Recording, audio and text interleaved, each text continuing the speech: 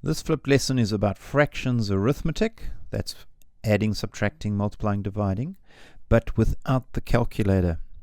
Now you need to know this for algebra. In algebra you have to add, subtract, etc. algebraic fractions. So we're going to make sure you know how to do this in this section. Now in this flipped lesson we're just going to look at another little poem. When adding fractions that you see, match the bottoms perfectly. And the example will show you what that means. Doing subtraction is the same. If the bottoms don't match, then rename. And we'll learn how to do this. Multiplying fractions is no problem. Top times top over bottom times bottom.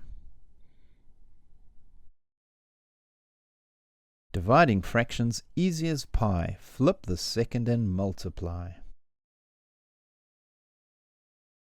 So we'll use those as fraction rules. When adding fractions that you see, match the bottoms perfectly. Doing subtraction is the same. If the bottoms don't match, then rename. Multiplying fractions is no problem. Top times top over bottom times bottom.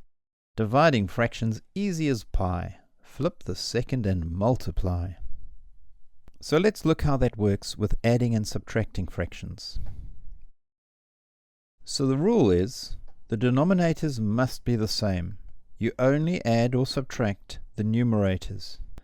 And that corresponds to those first two sections of the poem. When adding fractions that you see, match the bottoms perfectly. Doing subtraction is the same. If the bottoms don't match, then rename. And we'll look at a couple of examples to see what that's all about. Here the bottoms, or the denominators, are the same, so we're allowed to just add. And what we do is we add the two top numbers, the numerators, so we get 3 plus 2 is 5, and it's divided by 7. Now that makes more sense if I say 3/7 plus 2/7 equals 5/7. For subtraction it's exactly the same. The denominators are the same, so we just subtract, and we end up with that answer. And said in a different way, 5/13 minus 3/13 is 2/13. If we do one like this one, which works out to be 11 over 9, it's an improper fraction. We might be asked to change that to a mixed fraction. And so make sure you remember how to do that. 9 into 11 goes once, remainder 2, so it's 1 and 2/9. And if we're given a problem like this one, we're going to end up with 6 over 12, or 6/12. And you must always simplify, so that has to change to 1 over 2.